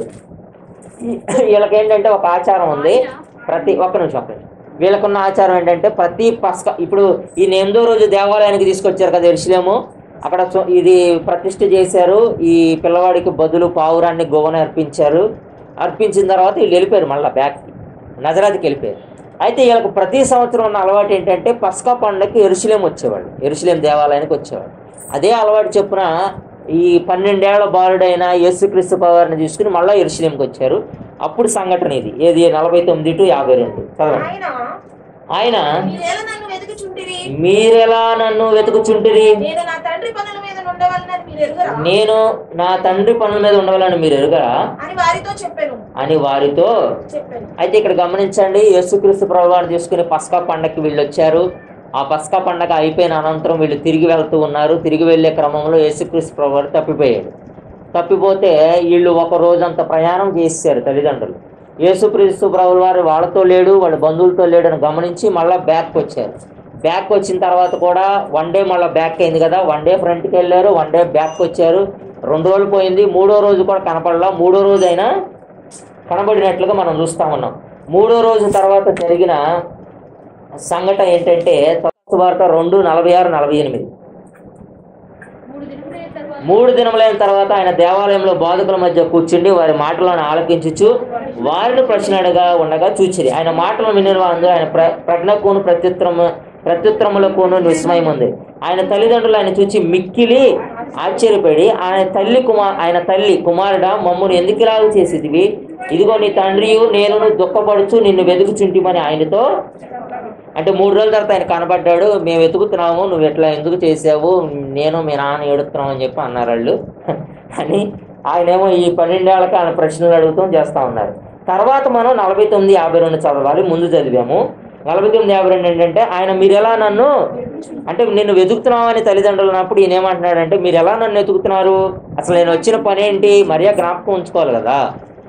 ఫస్టే గాబ్రియేల్ దేవదూత వచ్చినప్పుడే చెప్పింది, నువ్వు పరిశుద్ధాత్మ దేవుని ద్వారా నువ్వు ఈ లోకరక్షకుడు రాబోతున్నాడు. గొర్రెల కాపురం కూడా దేవదూతలు చెప్పిన మాటలు వచ్చి చెప్పారు, ఇదిగో లోకరక్షకుడు పుట్టాడు అని చెప్పినప్పుడు ఆ మాటలను ఆవిడ హృదయంలో పెట్టుకుంది కదా. కాబట్టి ఇవిడికి జ్ఞాపకం ఉండాలి కదా, ఎందుకు క్రీస్తు నా గర్భం నుంచి బయటకు వచ్చాడు అన్నది జ్ఞాపకం ఉండాలి. కానీ 12 సంవత్సరాలు అయిపోయింది కదా, ఆవిడ మర్చిపోయింది. 12 సంవత్సరాల తర్వాత జరిగిన విషయం ఏంటంటే ఈయన తప్పిపోయినప్పుడు ఈయన కోసం వెతుక్కున్నారు, కనపడలా, వీళ్ళిద్దరూ ఏడుస్తూ ఉన్నారు, నువ్వు తప్పిపోయావు, మేము బాధపడ్డాం మీ నాన్న నేనంటే. ఆయన అంటున్న మాట ఏంటంటే మీరు ఎలా నన్ను వెతుకుతున్నారు, నేను నా తండ్రి పనుల మీద ఉండవాలని మీరు ఎరుగరా అని వారితో. కింద ఫుట్ నోట్ ఉండిద్ది మీరు ఎరుగరా అన్న దగ్గర, లేక నేను నా తండ్రి మందిరంలో ఉండవలనని మీరు ఎరుగరా అంటే ఈయన తండ్రి ఎవరు చెప్పాలా, ఏసేపు కాదు, ఫిజికల్గా యెహోవా. అంటే ఈయన దేవుని యొక్క కుమారుడు అని పిలువబడతాడని దూత చెప్పింది, దేవుని కుమారుడుగా పిలువబడతాడని. ఈయన కరెక్ట్గానే ఉన్నాడు, నేను ఎందుకు వచ్చాను, నా తండ్రి పనుల మీద నేను వచ్చింది అది. 33 ఏళ్లలో నేను అన్ని ముగించుకుని నేనేం చేయాలా, వెళ్ళిపోవాలి. వీళ్ళకే అర్థం కావట్లా కాన్సెప్ట్, తల్లి మరియాకిను ఏసేపు గారికి అర్థం. అందుకే ఎత్తుక్కుంటున్నారు, ఏడుస్తున్నారు. మళ్ళీ తల్లి ప్రేమే కదా, ఏడుస్తూ ఉంది. ఈయనేమో నా పనుల మీద నేను ఉండాలని అన్నారు. 50వ వచనం. అయితే ఆయన తమతో చెప్పిన మాట వారు వాళ్ళకి ఎక్కలా. ఆయన తమతో చెప్పిన నా తండ్రి పనుల మీద ఉండాలి కదా అన్నప్పుడు వాళ్ళకి అది గ్రహించలేదు. అంతటా ఆయన వారితో కూడా బయలుదేరి నజరేతునకు వచ్చి వారికి లోబడి ఉండెను. ఆయన తల్లి సంగతులంటే తన హృదయంలో మళ్ళా భద్రం చేసుకుంటుంది. ఇవిడ ఏంటి ఇట్లా అన్నాడు, ఓ ఈయన దేవుడు, నమ్ముతుంది ఆయన్ని, ఈయన దేవుడు నా గర్భం నుండి వచ్చాడు, ఈయన చేయాల్సిన పనులు చాలా ఉన్నాయి. అయితే ఈయన నజరేతుకి వెళ్ళిపోయాడు, వాళ్ళకు లోబడి ఉన్నాడు. యేసు 52 జ్ఞానమందును వయస్సునందును దేవుని దయందును మనుషుల దయందును వర్ధిల్లు. చూడండి ఇక్కడ మనం చూస్తున్నాం 12 సంవత్సరాలు అప్పుడు కనబడ్డాడు, తర్వాత మళ్ళీ మనకైనా 30 సంవత్సరాలకే కనబడ్డాడు. ఈ మధ్యలో అంటారు చాలామంది యేసయ్య అంట 12 సంవత్సరాల తర్వాత అంట ఇక్కడెక్కడో ఏషియాలో ఒక కాలేజీకి వచ్చి చదువుకున్నాడంట. ఈరోజు బోధిస్తారు చాలామంది. ఆయన ఒక కాలేజీకి వచ్చి చదువుకున్నాడు, ఆ కాలేజీలో ఆయన ఒక డిగ్రీ చేశాడు, ఇవన్నీ పిచ్చి బాధలు చేస్తున్నాడు. బైబిల్ మనకు స్పష్టంగా చెప్తుంది ఏమనంటే, అంతటా 51 వచనం, అంతటా ఆయన వారితో కూడా బయలుదేరి నజరేతుకు వచ్చి వారికి లోబడి ఉండెను. ఆయన తల్లి ఈ సంగతులనండి, అంటే తల్లిదండ్రులకు లోబడి వాళ్ళ యొక్క యేసు జ్ఞానమందును వయస్సునందును, వయసులో ఎదుగుతున్నాడు, జ్ఞానంలో ఎదుగుతున్నాడు, దేవుని దయందు ఎదుగుతున్నాడు, మనుషుల దయందు కూడా ఎదుగుతున్నాడు. ఆయన వడ్రంగి పని చేసుకుంటా తల్లిదండ్రులకి తోడుగా ఉండి ఆయన ఎదుగుతున్నట్లుగా మనము 30 ఏళ్ళ తర్వాతే కనబడ్డాడు. యూదుల ఆచారం ప్రకారం 30 ఏళ్ళ తర్వాత ఆయన ఎలిజిబిలిటీ వచ్చింది సువార్త ప్రకటించడానికి. ఆయన సువార్త ప్రకటించడం అనేది స్టార్ట్ చేశాడు. 3.5 సంవత్సరాలు సువార్త ప్రకటించాడు. ఆయన సిలువ వేయబడినట్లుగా మనము చూస్తున్నాం. అంటే శిశువుగా ఉన్నప్పుడు దేవాలయం దగ్గర మనకి అదే గొర్రెల కాపురులు వచ్చి చూసినప్పుడు శిశువుగా కనబడ్డాడు. 8 రోజులప్పుడు దేవాలయంలో సుమియోను చెప్పాడు, నీ హృదయంలోనికి కటకం దూసుకుపోయిద్దని. 12 సంవత్సరాలప్పుడు మరలా దేవాలయం దగ్గర కనబడ్డాడు, 3 రోజులు కనపడకుండా. తర్వాత 30 రోజులకే మళ్ళీ ఆయన కనబడినట్లుగా మనము చూస్తూ ఉన్నాం. అయితే యేసుక్రీస్తు ప్రభువారు 30 సంవత్సరాలకు వచ్చాడు, సువార్త ప్రకటించడం మొదలుపెట్టిన తర్వాత ఆయన మొదటి సూచిక క్రియ ఒకటి చేశాడు. ఏంటంటే ఆయన యొక్క శిష్యులను ఒక పెళ్లికి పిలిచారు, కానాను విందుకి. యోహాను సువార్త 2వ అధ్యాయం 1-2 వచనాలు, 11 వచనం దాకా ఉంది, 5 దాకా చదవండి. యోహాను సువార్త 2వ అధ్యాయం 1 నుంచి 5వ వచనం దాకా. 3 దినమున గలిలయలోని కానాను ఊరిలో ఒక వివాహం జరిగెను. యేసు తల్లి అక్కడ ఉండెను. యేసును ఆయన శిష్యులను ఆ వివాహమునకు పిలువబడి ద్రాక్షారసం అయిపోయినప్పుడు యేసు తల్లి వారికి ద్రాక్షారసం లేదని ఆయనతో చెప్పగా యేసు ఆమెతో, అమ్మా, నాతో నీకేమి పని, నా సమయం ఇంకాను. ఇక్కడ జాగ్రత్తగా గమనించండి, 30 సంవత్సరాలప్పుడు ఫస్ట్ టైం ఆయన వివాహానికి పిలిచినట్లుగా మనం చూస్తూ ఉన్నాము. అక్కడ ద్రాక్షారసం అయిపోయింది. మరియా వచ్చి ఏమంటుందంటే, ద్రాక్షారసం అయిపోయినప్పుడు 3వ వచనం, యేసు తల్లి వారికి ద్రాక్షారసం లేదని ఆయనతో చెప్తుంది. ద్రాక్షారసం లేదని అంటే మీరు జాగ్రత్తగా గమనించండి, చిన్నప్పటి నుంచి కూడా ఆయన విషయం ఎవరు ఏదొచ్చి చెప్పినా ఆయన హృదయంలో భద్రం చేసుకుంటా వస్తుంది. ఈవిడ ఫిక్స్ అయిపోయింది, నిజమే ఈయన దేవుని యొక్క కుమారుడు, దేవుడు నన్ను ఒక పాత్రగా ఎంచుకున్నాడు ఈయన ఈ లోకంలోకి తీసుకురావడానికి, ఈయన దేవుడు. ఇప్పుడు ఈ పెళ్లిలో ద్రాక్షారసం అయిపోయింది కదా, ఈయన తిరిగి ఆ ద్రాక్షారసాన్ని నింపగలడు అని ఫిక్స్ అయిపోయి ఈయన దగ్గరికి వచ్చి ద్రాక్షారసం అయిపోయి యేసు తల్లి వారి ద్రాక్షారసం లేదని ఆయనతో చెప్పగా ఆయన ఏమంటున్నాడంటే, యేసు ఆమెతో, అమ్మ, నాతో నీకేంటి పని, నా సమయం ఇంకా రాలేదన్నాడు. ఆమె ఆకుండా ఏం చేసిందంటే 5వ వచనంలో, ఆయన తల్లి పరిచారకును చూచి ఆయన మీతో చెప్పినది అంటే మీరు గమనించండి, ఇవన్నీ ఎందుకు చెప్తున్నానంటే, మరియా దయాప్రాప్తురాలు, మరియా ధన్యురాలు, మరియా ఆశీర్వదింపబడిన స్త్రీ, మరియా కృప పొందుకున్న స్త్రీ, మరియా యేసుక్రీస్తుని కూడా నమ్మింది ఒక దేవునిగా. ఆమె నమ్మబట్టే కదా అదిగో ద్రాక్షారసం అయిపోయిందని వచ్చి ఈయనకు చెప్పింది, ఈయన నింపుతాడు. అంతటితో నాకేం పని అన్నప్పుడు ఊరుకోకుండా వాళ్ళని చూసి ఈయన ఏం చెప్తే అది చేయండి అంటే ఈయన తిరిగి ఆ కొండలను బాణలను ఈయన నింపగలడు. ఆ నమ్మకము తల్లి అయిన మరియాకు ఉంది. కాబట్టి మరియా యేసునందు నమ్మిక ఉంచింది, విశ్వాసము ఉంచింది. ఈ పాయింట్ చెప్పడం కోసం ఇవన్నీ కూడా మనము చూస్తూ వచ్చాము. అదైపోయింది. తర్వాత తల్లి మరియా ఆయనను నమ్మింది, కానీ చెప్పాను కదా ఆయన సోదరులు వాళ్ళు ఆయన్ని నమ్మలేదు. అంత మాత్రమే కాదు, ఈయన ఒక రోజున ఒక చోట కూర్చుని ఒకళ్ళ ఇంట్లో కూర్చుని వాక్యాన్ని బోధిస్తూ ఉంటే ఈయన్ని లాక్కెళ్దామని వచ్చారు. అక్కడ ఉన్న శాస్త్రుల పరిచయలు వీళ్ళు అన్నారు, అన్నదమ్ముళ్ళు అన్నారు, తమ్ముళ్ళు అన్నారు, అన్నయ్యకి మతిపోయింది అన్నారు. ఏసైకి ఏం పోయిందంట, మతిపోయి అక్కడ కూర్చున్నాడు. ఈయన లాక్కపోదాం అమ్మారా అని వచ్చారు. శాస్త్రులు అంటారు ఈయనకి అపవిత్రాత్మ పట్టిందని అంటారు. ఆ విషయాన్ని మనం చదువుతాం. మార్కు సువార్త 3వ అధ్యాయం 7వ వచనం నుంచి. మార్కు సువార్త 3వ అధ్యాయం 7వ వచనం నుంచి. యేసు తన శిష్యులతో కూడా సముద్రమునకు వెళ్ళగా గలిలయ నుండి వచ్చిన గొప్ప సమూహము ఆయనను వెంబడించాను. మరియు ఆయన ఇన్ని గొప్ప కార్యములు చేయుచున్నాడని విని జనులు యూదాయ నుండి, యెరూషలేము నుండి, యూదామాయ నుండి, యోర్దాను అవతల నుండి, తూరు సీదోనులు అనే పట్టణ ప్రాంతం నుండి ఆయన యొద్దకు గుంపులుగా వచ్చింది. జనులు గుంపులు కూడా చూచి వారు తనకు ఇరుకు కలిగింపకుండానట్లు చిన్న దోణి ఒకటి తనకు సిద్ధపరిచి ఉంచవలనని ఆయన తన శిష్యులతో చెప్పారు. ఆయన అనేకులను స్వస్థపరిచిన కనుక రోగపీడితులైన వారందరూ ఆయనని ముట్టుకొనవలెనని ఆయన మీద పడుచుండ్రి. అపవిత్రాత్మను పట్టిన వారు ఆయనను చూడగానే ఆయన ఎదుట సాగిలపడి, నీవు దేవుని కుమారుడు అని చెప్పుచూ కేకలు వేసిరి. తన్ని ప్రసిద్ధి చేయవద్దని ఆయన వారికి ఖండితముగా ఆజ్ఞాపించారు. ఆయన కొండెక్కి తనకి ఇష్టమైన వారిని పిలువగా వారు ఆయన యొద్దకు వచ్చిరి. వారు తనతో కూడా ఉండినట్లు దయ్యములను వెలగొట్టు అధికారం గల వారి సువార్త ప్రకటించుకుని వారిని పంపాలని ఆయన 12 మందిని నియమించారు. వారెవరనగా ఆయన పేతురు అని పేరు పెట్టిన సీమోను, జబదేయి కుమారుడు యాకోబు, అతని సహోదరుడు యోహాను, వీరిద్దరికి ఆయన బోయనెర్గెస్ అని పేరు పెట్టిన. బోయనెర్గెస్ అనగా ఉరిమెడు వారని అర్థము. ఆంద్రేయ, పిలుపు, బర్తలోమయి, మత్తయి, తోమ, అల్పై కుమారుడు యాకోబు, తద్దయి, కానానీయుడు, సీమోను. ఆయనను అప్పగించిన ఇస్కరియోత అనువారు. ఆయన ఇంటిలోనికి వచ్చినప్పుడు జనులు మరలా గుంపుగూడి వచ్చిరు గనుక భోజనం చేయటకు ఆయనను వారికి వీలు. ఆయన ఇంటివారు సంగతి విని, ఎవరు ఇంటివారు? ఆయన ఇంటివారు సంగతి విని, యేసుక్రీస్తు ఇంటివారు కుటుంబీకులు ఈ సంగతి విని ఆయన మతి చెలించి ఉన్నదని చెప్పి ఆయనను పట్టుకుని పోయిరి. ఆయన పట్టుకెళ్ళడానికి వచ్చారంట. యేసుక్రీస్తుకి మతిపోయింది, ఎక్కడెక్కడో కూర్చుని పిచ్చి పనులు చేస్తున్నాడు నీళ్ళు అనుకున్నారు. అంటే జనం గుమ్ముపడ్డారు కదా, అన్నయ్య ఏంటమ్మా ఎట్ట చేస్తున్నాడు, లాక్కొద్దాం పదండి అని. మరియం మళ్ళా మర్చిపోయిందేమో అర్థం కాల.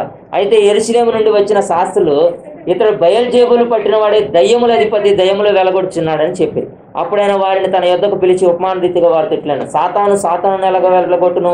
ఒక రాజ్యము తనకు తానే విరోధముగా వేరుపడిన ఎడల ఆ రాజ్యం నిలవలేదు. ఒక ఇల్లు తనకు తానే విరోధముగా వేరుపడిన ఎడల ఆ ఇల్లు నిలువలేదు. సాతాను తనకు తానే విరోధముగా లేచి వేరుపడిన ఎడల వాడు నిలువలేక కడతేరు. ఒకడు బలవంతుడైన వారిని మొదట బంధించితేనే తప్ప బలవంతుడు ఇంటి చూచి వాని సామాగ్రి దోచుకున్నాడు. బంధించిన ఎడల వాని ఇల్లు దోచుకున్నాడు. సమస్త పాపమును మనుషులు చేయ దోషులను వారికి క్షమింపబడను కానీ పరిశుద్ధాత్మ విషయం దోషం చేయవాడెప్పుడు క్షమాపణ పొందక నిత్య పాపం చేసిన వాడే ఉండినని మీతో నిశ్చయముగా. ఎందుకనగా ఆయన అపవిత్రాత్మ పట్టినవాడని వారు చెప్పారు. ఎవరు చెప్పారు? శాస్త్రుల పరిశీలు అన్నారు. దయ్యాలను ఆత్మచేత పట్టి దయ్యాలను వెళ్ళగొడుతున్నాడని అన్నారు వాళ్ళు. అందుకే ఆయన ఇవన్నీ చెప్పుకుంటూ వచ్చాడు. ఎందుకనగా ఆయన అపవిత్రాత్మ పట్టినవాడని వారు చెప్పిరి. తర్వాత 31 ఆయన సహోదరులను తల్లిను వచ్చి వెలుపల ఎందుకు బయట నిలబడ్డారంటే ఇంట్లో ఖాళీ లేదు, అంత గుమ్ముగుడేశారు జనం. వెలుపల నిలిచి ఆయనను పిలువనంపిరంట. ఒకరిని పంపించారు, ఎవరినో ఆయన పిలువయా మేము ఎత్తుకొని వెళ్ళిపోతాం, ఆయనకి మతి చెడిందని అన్నారుగా, పైన ఆయనకు మతిపోయిందని అన్నారు. అయితే జనుల గుంపులుగా ఆయన చుట్టూ కూర్చుండేది. వారు ఇదిగో నీ తల్లియు నీ సహోదరులను వెలుపల ఉండి నీ కోసము వెతుకుచున్నారని ఆయనతో చెప్పగా ఆయన నా తల్లి నా సహోదరులు ఎవరని తన చుట్టూ కూర్చున్న వారిని కలయి చూచి, ఇదిగో నా తల్లియు నా సహోదరులను దేవుని చిత్తము చొప్పున జరిగించువాడే నా సహోదరుడు నా సహోదరి తల్లియునని చెప్పాను. అంటే మీరు జాగ్రత్త గమనించండి. మరియా ధన్యురాలే, మరియా ఆశీర్వదింపబడిన స్త్రీనే, మరియా కృప పొందుకున్న స్త్రీనే, మరియా దేవునికి ఫేవరే. కానీ మరియా దేవత కాదు. గమనించాలి. ఎందుకంటే యేసుక్రీస్తు ప్రభుల వారే తల్లి బయట నిలబడిందని చెప్పినప్పుడు అయ్యో తల్లి బయట నిలబడతాం ఏంటి అని ఆయన ఏం హడావిడి అక్కడ చేయలే. ఆయన ఏమన్నాడంటే, ఇందాక అమ్మాయి గుంపులో ఉన్న స్త్రీ కూడా ఉంది, నిన్ను మోచిన గర్భమును నీవు కూర్చిన స్థలమును ధన్యమైన అన్నప్పుడే అవును గాని వాక్యమును గైకొని వారు మరి. ఇక్కడ కూడా ఏమంటున్నాడు, నా తల్లి ఎవరు, నా సహోదరులు ఎవరు, వాక్యమును గైకొని వారే నా తల్లియును నా సహోదరులు అని చెప్పాడు. ఇక్కడ మనం జాగ్రత్తగా అండర్స్టాండ్ చేయాలి. Roman Catholic machine through Mariya ద్వారా సిఫార్సు చేయడం అనమాట. అంటే మరియా అంటే మధ్యవర్తిగా ఉండి మన మాటలు విని అవి యేసుక్రీస్తుకి చెప్పిద్దంట. కానీ మనం గమనించాలి, మరియా కూడా మీ వలే ఒక కామన్ స్త్రీ. గమనించాలి, మరియా కూడా మీ వలే ఒక కామన్ స్త్రీ. ఆమె యేసుక్రీస్తుకి గర్భము దాల్చి ఆయన్ని లోకంలోకి తీసుకురావడానికి దేవుడు ఒక పాత్రగా ఆయన ఎంచుకున్నాడు. ఆమెను ఎంచుకోవడానికి కారణం ఏంటంటే ఆమె జీవించిన విధానం, ఆమె బ్రతికిన విధానం, ఆమె వినయకరమైన బ్రతుకు, ఆమె యొక్క తగ్గింపు జీవితము, ఆ ధర్మశాస్త్రాన్ని ప్రకారము ఒక్కచోట కూడా తప్పిపోకుండా బ్రతికిన విధానమును బట్టి ఆమె దేవునికి ఫేవర్గా మారింది. అంతేగాని యేసుక్రీస్తు ప్రభువు వారు ఎప్పుడూ కూడా ఆమెను హైలైట్ చేసినట్లుగా మనము చూడం.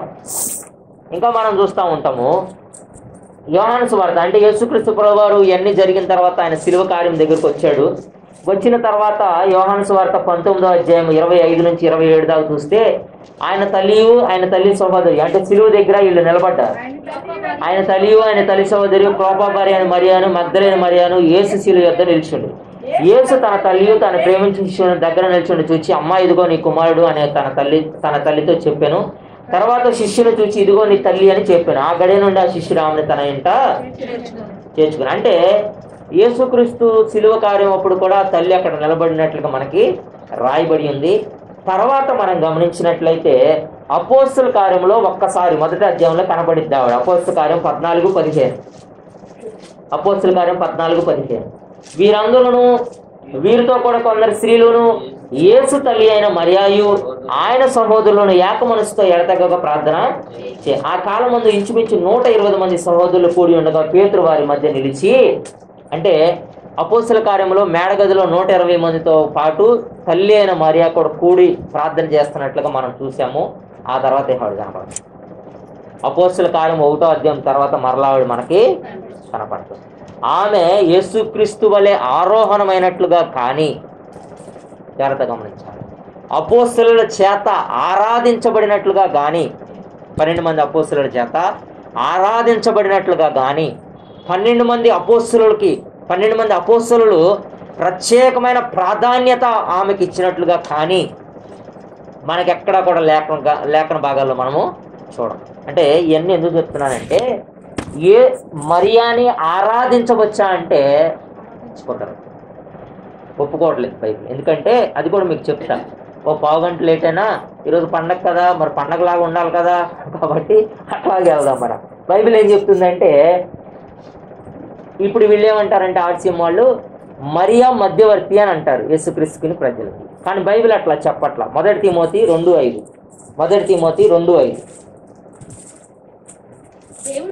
దేవుడొక్కడే దేవునికి నరులకుని మధ్యవర్తియు ఆయన.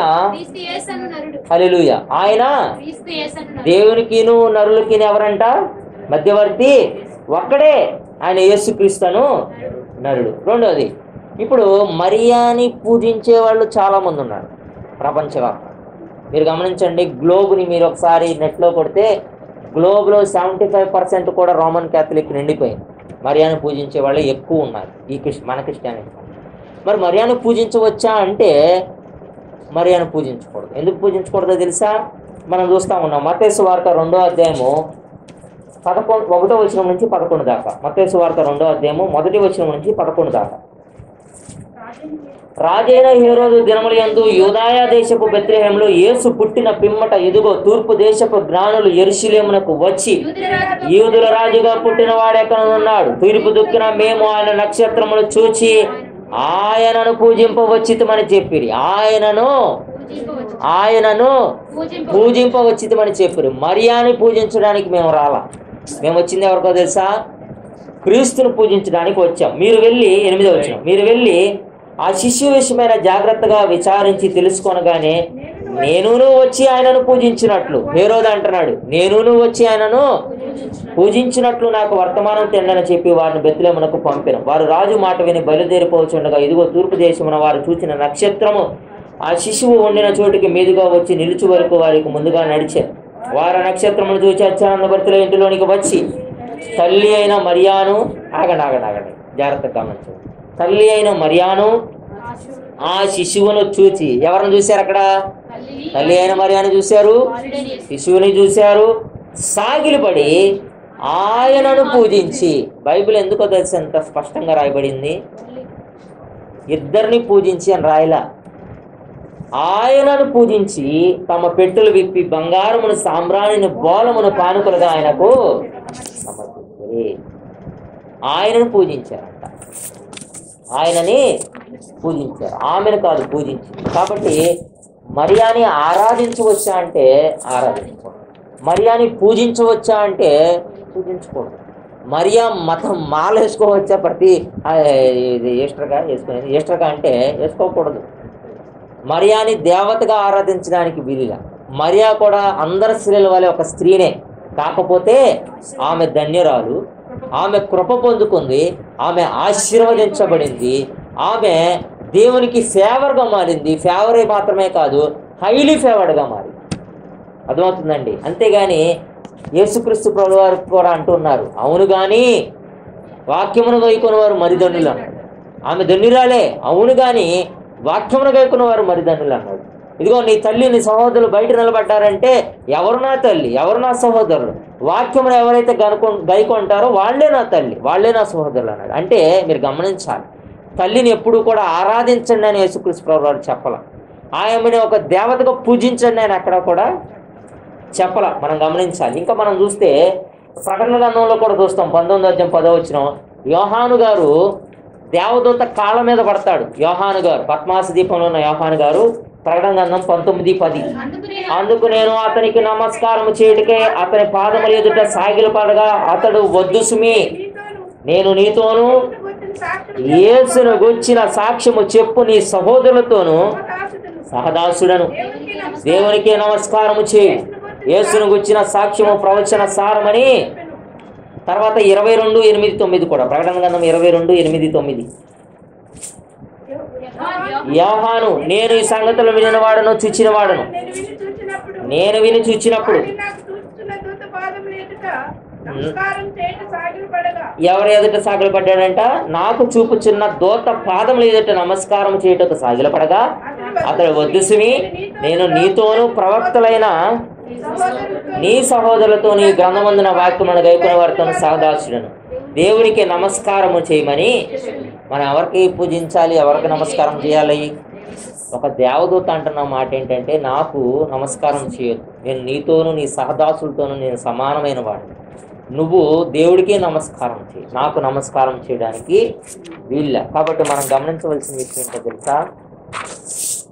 మరియా యేసు తల్లే. అర్థం చేసుకోవాలి, మరియా యేసు తల్లే. మరియా ఆశీర్వదింపబడిన స్త్రీనే. ఆవిడ అన్న ఆఖరు మాట మనం గమనిద్దాం. మరియా గారు అన్న మాట లూకాసు వార్త 1:46-49. లూకాసు వార్త 1:46-49. అప్పుడు మరియా ఇట్లనే, నా ప్రాణము ప్రభువును కనపరుచుచున్నది, ఆయన తన దాసురాలి దీనస్థితిని కటాక్షించాను, నా ఆత్మ నా రక్షకుడైన దేవుని యందు ఆనందించాను, సర్వశక్తిమంతుడు నాకు గొప్ప కార్యములు చేసిన గనక ఇది మొదలుకొని అన్ని తరముల వారును నన్ను ధన్యురాలని అందరూ. ఆయన నామము, నన్ను ధన్యురాలంటారు, పులిస్టా పెట్టి ఆయన నామం మాత్రం పరిశుద్ధం. ఆయన నామము పరిశుద్ధం అంటే అన్ని తరముల వారు కూడా ఆమెను ధన్యురాలని పిలవాల్సిందే. ఆమె ధన్యురాలు. ఎందుకంటే దేవదూత వచ్చి చెప్పింది, దయాప్రాప్తురాల నీకు శుభం. ఇంగ్లీష్లో చూస్తాం ఫేవర్ వన్, కొన్ని తర్జుమాల్లో చూస్తాం హైలీ ఫేవర్డ్ వన్. నువ్వు దేవునికి ఫేవర్గా ఉన్నావని చూస్తా ఉన్నావు. తర్వాత ఎలిజబెత్ ఆత్మచేత నింపబడి అంటూ ఉంది, నీవు ఆ స్త్రీలలో ఆశీర్వదింపబడిన దానవు అని. నీవు ధన్యురాలువు, నమ్మిన నీవు ధన్యురాలువు అని అంది. తర్వాత యేసుక్రీస్తు ప్రభువారు గుంపులో నిలబడి మాట్లాడుతున్నప్పుడు ఆ అమ్మాయి అంది, నిన్ను మోచిన గర్భమును నీవు కుడిచిన స్థనములను ధన్యములై ఉన్నాయి అన్నారు. ఇంగ్లీష్లో బ్లెస్డ్ అని మనము చూస్తున్నాం. అంటే ఆమె ఆశీర్వదించబడిన స్త్రీ అని మనం చూస్తూ ఉన్నాము. మరియా కూడా అంటుంది, అన్ని తరముల వారు నన్ను ఏమని పిలుస్తారో తెలుసా? ధన్యురాలు. ఇంకో చోట చూసాం, మరియా ధన్యురాలే కాదు, దేవదూత వచ్చి అంటుంది, మరియా భయపడకము, నువ్వు దేవుని చేత కృప పొందావు, నువ్వు దేవుని చేత కృప పొందుకున్నావు. మరియా అంటుంది మరలా, దేవుడు నా యొక్క తన దాసురాలి దీనస్థితిని ఏం చేశాడు? కటాక్షించాడు. అంటే తను బ్రతికిన తగ్గింపు జీవితాన్ని దేవుడు దృష్టించాడు అనాలి ఒక రకంగా. మీరు ఆలోచించాలి, మరియా ధన్యురాలు, ఆశీర్వదింపబడిన స్త్రీ, కృప పొందుకున్న స్త్రీ, ఆమె దేవునికి ఫేవర్గా మారిన స్త్రీ, అన్నిటికన్నా మించి ఆమె యేసుని నమ్మింది, విశ్వసించింది. అందుకే ఆ తొట్టెలు బాణాల దగ్గర ఉన్నప్పుడు ఆయన చెప్పినట్లు చెయ్యండి అని అంది. అర్థమవుతుందండి. రెండోది, ఇంకా లాస్ట్కి మనం చూస్తే యేసుక్రీస్తు ప్రభువాన్ని లోకంలోనికి తీసుకురావడానికి దూతను పంపినప్పుడు ఆ యొక్క దేవుని మాటలకు విధేయత చూపించింది. విధేయత చూపించి దేవుని కుమారుడే నా ద్వారా వస్తున్నాడు అని వ్యతిరేకించకుండా ఆమె ఆ మాటలను నమ్మింది, విశ్వసించింది, విధేయత చూపించినట్లుగా మనము చూస్తున్నాం. కాబట్టి ఆమె ధన్యురాలను మనం గమనించాలి. ఆమె ఫేవర్డ్ ఉమెన్ మనం గమనించాలి. ఎందుకంటే ఆమె భూమి మీద బ్రతికినప్పుడు ఆమె వినయకరమైన భయభక్తులతో కలిగిన జీవితాన్ని జీవించి ఉండుంటుంది. అందుకే దేవునికి ఫేవర్గా మారింది. ఇంగ్లీష్ ప్రకారం ఫేవర్డ్ వన్ అంట, హైలీ ఫేవర్డ్ వన్ అంట. ఇప్పుడు ఎవరైనా సరే నాకు ఇష్టంగా బ్రతుకుతున్నారు, నాకు ఇష్టముగా ఉంటున్నారు, నేను చెప్పినట్టు వింటున్నారు అన్నప్పుడు వాళ్ళు నాకు ఫేవర్ అవుతారా అవరా?